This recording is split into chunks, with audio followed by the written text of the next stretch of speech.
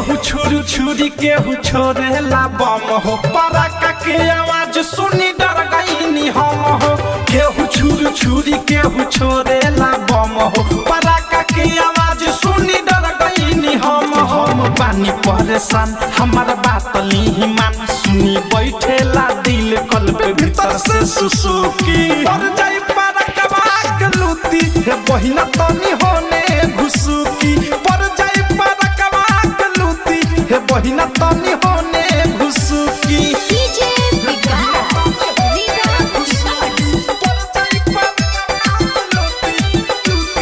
रानी हठकुआ पकावा एही से पिछुआईनी घर ही से लगनी झटके जब